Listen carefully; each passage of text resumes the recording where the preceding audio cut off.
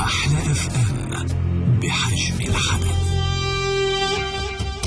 طيب، في شغلة تانية كمان بدي أعلق عليها سريعا، وهو موضوع إذا بتتذكروا الطفل أمير اللي دخل لإجراء عملية اللوزتين وانتهى فيه الوضع لحالة عجز موجود هو في بيت لحم. طبعا تبنينا وقتها القصة والقضية، وتدخل وزير الصحة في الموضوع وتم نقله لأمير من المستشفى اللي أجروا له العملية.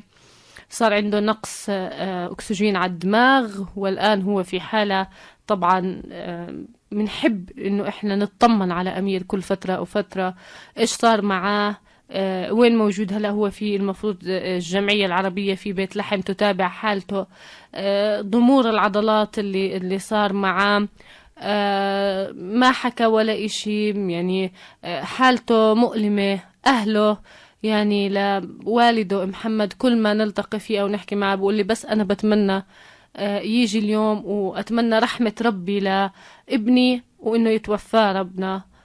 تخيلوا عندما يعني يتمنى الأب الموت لابنه. هاي القصة حكينا عنها في هذاك الوقت، إنها بتسلط الضوء على الواقع الصحي اللي منعيشه في مستشفياتنا، سواء المستشفيات الخاصة أو المستشفيات الحكومية، وإنه قديش لازم عن جد يكون في إجراءات صارمة لهذا الموضوع حتى لا نخسر أحد أبنائنا في يوم من الأيام بفعل هذه الأخطاء التي تحدث في المستشفيات. أمير قصته يعني قصة مؤلمة جدا. هل من بعد قصة أمير ستنتهي الأخطاء؟ هل تم اتخاذ العبر؟ هل تم اتخاذ الإجراءات اللازمة بحق المشفى الذي كان فيه أمير؟ نحن نطمئن أكثر على صحة أمير من خلال والده مرة أخرى. معنا محمد زيدان على الخط الهاتفي، والد أمير. صباح الخير محمد. صباح الخير يا أختي، إن شاء الله أمورك تمام؟ الحمد لله رب العالمين. الله يسعد صباحك ويسعد صباح جميع المستمعين يا رب. الله يخليك. بنحب دائما احنا نطمن عليكم تحت الهواء، بس برضه بنحب انه الناس تسمع كمان كل فترة ايش صار مع امير. فخبرني، هلا امير متواجد في الجمعية العربية في بيت لحم صحيح؟ نعم. طيب خبرنا اخبار امير، في تحسن؟ شو الحالة اللي وصل لها امير؟ امير الحالة اللي وصل إلها تلف بمركز الدماغ 85%، وللأسف أمير ما عنده أي تحسن أو أي إشي، يعني لو 1% تحسن عليه للأسف ما في. تلف في مركز الدماغ بنسبة 85%. نعم. طب إيش العلاج اللي بياخده الآن في الجمعية العربية؟ اللي بياخده عبارة عن يعني شو بدي أحكي لك، مهدئات للتشنج، يعني إذا بدك تحكي لي يعني بصراحة اللي هي المخدرات بشكل عام، اللي الأدوية يعني.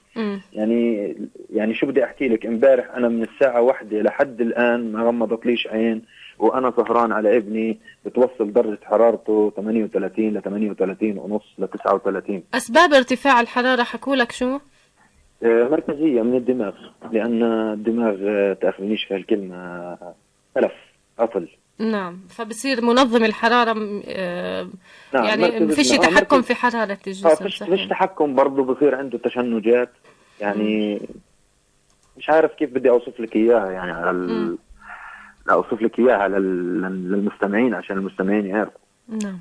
بس أنا إذا ما بقولوها، يعني أنا عايش في مأساة يا أخت ريم، مأساة، وما بديش حدا من أي واحد من المستمعين أو أي واحد في فلسطين أو أي واحد في العالم إنه ينظر زي ما انضريت أنا وزي ما انضر ابني أمير. نعم، يعني أكيد. أنا بحكي معاكي وأنا قلبي محروق جدا ودمعتي طايحة بصراحة. يعني أنت تخيلي لما أب قاعد بستنى في ابنه لحظة بلحظة إنه يتوفى أو يموت، أو مش عارف شو بدي أحكي لك يعني يا أختي.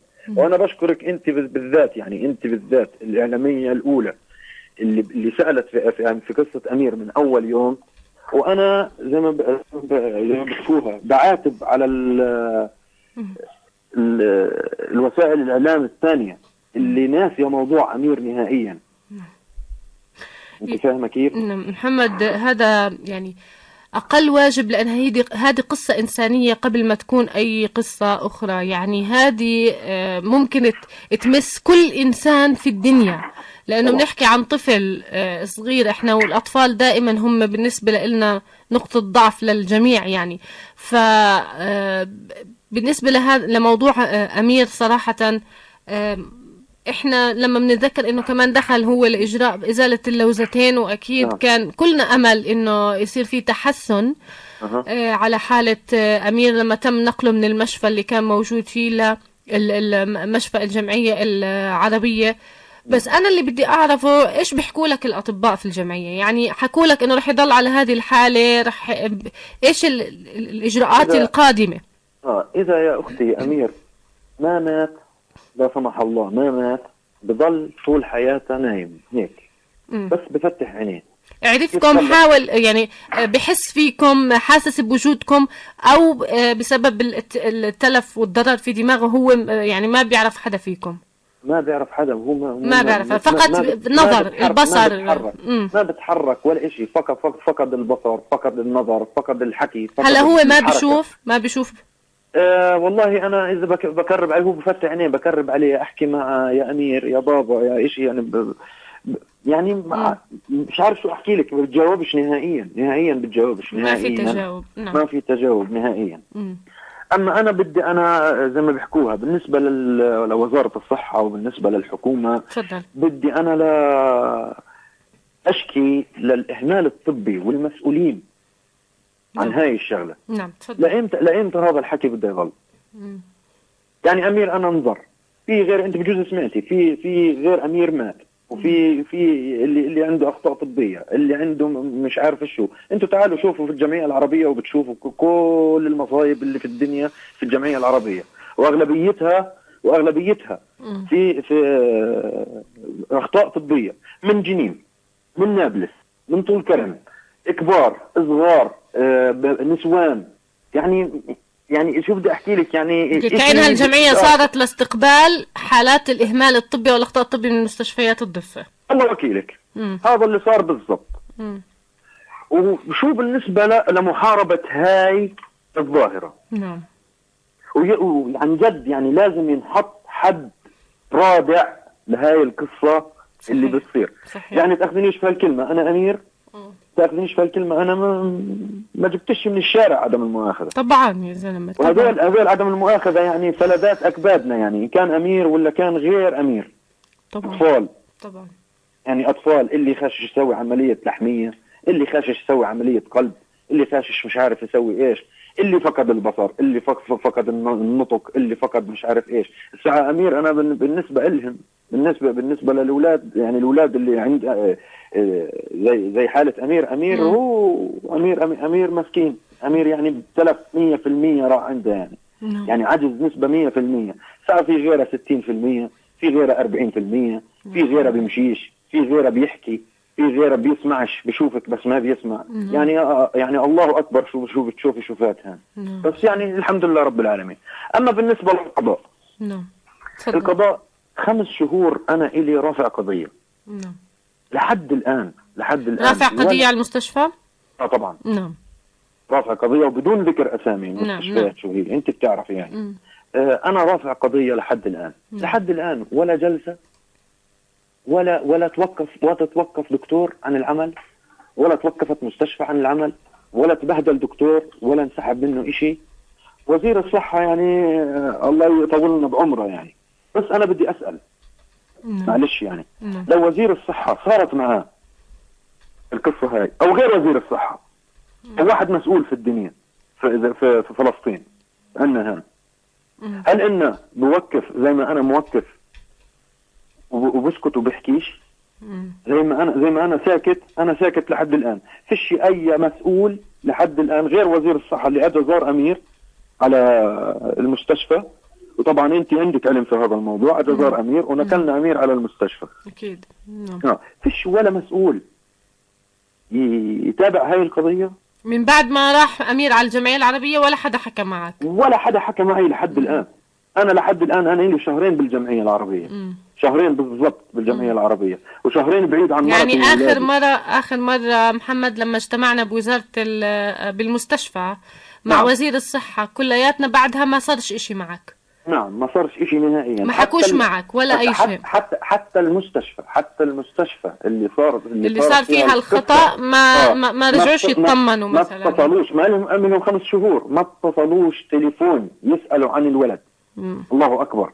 أنا يوم ما نكلت ابني على هداسة نكلني طبعا سيارة من بيحكوا لها وحدة العناية المكثفة. صحيح. اللي هي السيارة الصفراء. نعم. كل يوم بعد 17 يوم أو 18 يوم في مستشفى الهداسة كل يوم يجي يطمنوا عن أمير، وهم يهود أعداء ديننا وعدوينا يجي يطمنوا عن أمير عشانهم نكلوا أمير. شوف الطب يعني الطب ما فيش يعني هي مهنة بعيدة عن كل الخلافات في العالم كإنسانية وبس. نعم. انت معك حق في نقطة انه هذا واجب عليهم، واجب عليهم يعني واجب. فما بالك اذا كان هو متواجد في المستشفى اللي صار فيها اصلا الخطأ الطبي او الاهمال الطبي. لا. نعم. بيصفي عليهم واجبين مش واجب واحد، واجب انساني واجب اخر لانه صار عندهم الحدث كمان. طبعا 100%. ومع ذلك ما فيش اي سؤال. ودور الحكومة والمسؤولين في هذه القضية شو دورهم في القضية؟ هل اني انا اعبط القصة هذه لحالي واظل انا ابكي ليل نهار انا ومرتي على ابني واتحسر على ابني ليل نهار لما اني انا احكي لك امبارح بالليل درجة حرارته 38.5. نعم. شنج الولد من الساعة 1 في الليل لحد صلاة الصبح. صليت الفجر وانا استدعي له. تفك ودائما القرآن فوق راسه والحمد لله رب العالمين. ما بيعملوا له اشي لما ترتفع درجة حرارته؟ ايش بيعملوا له يعني هم كمستشفى ايش بيعملوا لما الولد بتصير عنده تشنجات؟ طبعا بيجوا الدكاتره بفحصوه 100%. بيعطوه المهدئات هاي. طبعا بده اقل شيء من بعطوه خافض حراره ومسكنات. طبعا بعطوه كل شيء. يعني والحمد لله قايمين في واجبهم هانا 100%. يعني كان الممرضات والمفروض بعطوه علاج طبيعي عشان العضلات. بعطوه علاج طبيعي كل يوم. بيجوا له علاج طبيعي كل يوم. علاج طبيعي وتأهيلي. بس للأسف ما في له استجابة للعلاج. بس أنا الحمد لله مطمئنة من نقطة إنه رجع زاد وزنه شوي بالجمعية العربية لأمير. يعني كان وضعه كشكل وكوزن وكحجم أسوأ في المستشفى اللي كان فيها قبل اللي صار اللي عملوا له العملية. كمان في وضعه سيء يعني. نعم بس على الأقل شوي كسب وزن وصار يعني طبعا زاد 2 كيلو. نعم. اللي زاد 2 كيلو يعني وجهه فتح شوي يعني. أيوة بالضبط. هو وجهه مفتح من دون شيء. نعم. الحمد لله رب العالمين. الحمد لله. وردة الحمد لله. الله يحمي لك إياه يا رب والله يشفيه. طيب وتفرح بشوفته معافى. وين همة عن أمير وعن غير أمير؟ المسؤولين وين همة عن غير أمير؟ وأنا آسف إني تأخرت عليكم يعني. لا بالعكس أنا يعني وين همة عن أمير وغير أمير؟ مناشدة لوزارة الصحة وللحكومة بنشدهم يعني إحنا. مناشدة إحالة كل مسؤول سوى في حياة ولد أو في حياة ابن أمير أو ذاك أو ضر أو ضر بني آدم في هذه القصة هاي. ضر يعني مثلا ضر أنا شو بسوي أنا في هاي الحالة لما إني أنا قاعد 24 ساعة فوق راس ابني ولا لا حول ولا قوة. أنا واقف فوق راسه يعني مش عارف شو بدي أسوي له. شو بدي أسوي أنا في هاي الحالة؟ يعني على الأقل أحيانا في عنا مشكلة في البلد إنه بيعرفوش إنه الأمور هاي بتحسن من المعنويات يا جماعة الخير. الشغلة لما بتسأل أنت لما بتبدي اهتمام للطرف الآخر لما بتشعر الطرف الآخر إنه في وزارة وفي حكومة وفي جهات مختصة مهتمة بقضية أمير ممكن يعطي لأهل أمير معنويات تحسن من نفسيتهم شوي بدل ما يكونوا لحالهم هم فقط بحزنهم بألمهم على طفلهم ما حدش سائل فيهم. بعرفش ليش قديش صعب عنا إنه إحنا بين فترة وفترة مش ضروري الوزير نفسه مش ضروري ممكن يعني الوزارة فيها 100 موظف حدا منهم ممكن يكون يحطوه بس مختص لمتابعة هذه القضايا، يكون مبعوث من وزارة الصحة، مهمته وظيفته متابعة الأهالي، دعمهم نفسيا معنويا. يعني أنا مش فاهمة في هالبلد هاي، في كل بلاد العالم في إشي اسمه تأهيل نفسي، تأهيل نفسي وعلاج نفسي لضحايا اللي بيكونوا من الأخطاء الطبية أو ضحايا الحروب أو ضحايا التعذيب أو ضحايا كذا، لما بتكون نفسيتهم كثير متألمة على موضوع معين.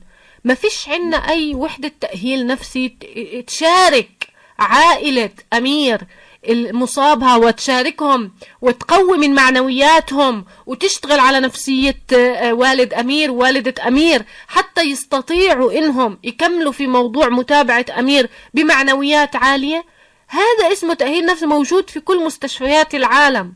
يعني عدم المؤاخذة، الطفل أحمد الدوابشة اللي تعرض للحرق كان في له من المستشفى اللي في الداخل اللي كان موجود فيه طبيبة نفسية فقط تشتغل على نفسيته ونفسية أهله جده وأقاربه حتى يستطيعوا يكملوا. يا جماعة العلاج النفسي عنا أهم من أي شيء آخر. إحنا عنا بتشعر إنه خلص عملوا اللي عليهم والسلام عليكم. طب نفسية الأهل، طب نفسية الأب، نفسية الأم. يعني لو مبعوث واحد من وزارة الصحة يكون هو مختص بالعلاج النفسي والتأهيل النفسي للضحايا.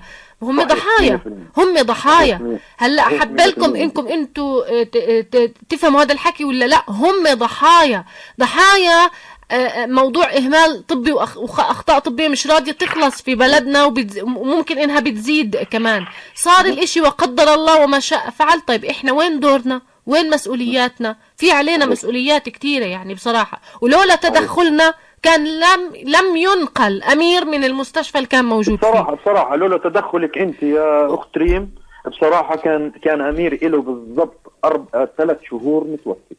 لا بعيد الشر عنا إن شاء الله. يعني أنت تدخل. يعني شو بدي أحكي لك، أنت وقفتي معاي يعني وقفة عن جد، عن جد. أنا مش عارف يعني وقفة إنسانية منك عن جد، يعني غير شكل. بس أنا اللي بدي أسأله محمد إنه ليش لازم نتدخل دايما؟ يعني أنا بعرف إنه لا تأخذنيش هالكلمة، لأن فيش رقابة في الموضوع هذا نهائيا. اسكت، عبي وامشي، صفت على الرف زي ما بيقولوها. بصراحة أنا يا أختي أنا بناشد الرئيس السيد محمود عباس من هذا المنبر الكريم من عندك التدخل الفوري من أجل وضع حد لهذه الظاهرة اللي انتشرت في المجتمع الفلسطيني بشكل كبير جدا. لاحظي أنت خلال أسبوع راح 3 في المستشفى زين من الناس. وانت حكيتي في الموضوع هذا. صحيح ولا مش صحيح؟ صحيح. أنا بناشده بس يوقف هالآفة هذه يا عمي. ان شاء الله رسالتك يعني تاخذيش في الكلمه الدكتور اللي يغلط يتحاسب عشان غيره يصحصح. صحيح. كل الشفاء ان شاء الله لامير. يعني بصراحه صارت اصبح يعني ظاهره الاهمال الطبي صارت كابوس. بالضبط. كابوس. يعني سواء صار يخاف يروح على دكتور. يعني طاحونتي انا هذيك اليوم اجعتني، خفت اروح عندك ابره بنت صراحة. يعني يعني الواحد بعذرك، يعني معك حق بصراحة، خاصة في موضوع البنج والإبر والتخدير. معك حق، يعني ما بقدر أقول لك إنه لا، معك حق. لأنه اللي بينقرص من إشي خلص بخاف منه، ولأنه المواطن بده يلمس إجراءات حقيقية على موضوع تحسين وضع المستشفيات عنا الخاص والحكومي، مش بس الحكومي، الخاص والحكومي كمان كله، والرقابة وتشديد الرقابة على هذا الموضوع. تشديد الرقابة وزي ما بيحكوها يباشروا في موضوع أمير. يعني بصراحة خلاص، لأن وضع أمير هي خاشش في 6 شهور صاير. لحد الآن ولا جلسة محاكمة صارت لحد الآن. حتى القضاء أنا عندي ثقة في القضاء. لو ما إن عندي ثقة في القضاء ما برفع قضية. تأخذنيش في هالكلمة. أنا عندي ثقة في القضاء عشان هيك رفعت قضية. أكيد. غيري تأخذنيش في هالكلمة، غيري ما بتحمل، بجوز يستعمل إيده. تأخذنيش في هالكلمة. صحيح كلامك، صحيح. وما بدي تتطور الأمور لهاي الشغلات يعني. طبعا أكيد. وأخيرا يا عمي، حياة أولادنا إحنا مش لعبة بين إيدين الناس. ويا ريت بعاود وبكرر نشدد الرقابة على المشافي الخاصة والحكومية إن شاء الله. أكيد إحنا محمد ما وقفش لهون حوارنا، إلنا إلك متابعة إن شاء الله تحت الهواء، ودائما بنطمن على صحة أمير اللي لا نملك هلأ إلا الدعاء له من جميع المستمعين كمان بنطلب. شكرا لك، وأنا برضو بطلب من المستمعين الكرام من الدعاء لابني أمير بالشفاء، وإن شاء الله إن شاء الله شو بتعرف يعني إن شاء الله إن ربنا بشفيه إن شاء الله يا رب. ومشكورة جدا يا الله أختي. يسعدك، أقل واجب يا محمد. شكرا جزيلا لك، الله يشفي لك أمير يا رب، والد الطفل أمير محمد زيدان. تحياتي لك ويسعد صباحك. حياك الله يا أخي. أحلى FM بحجم الحدث.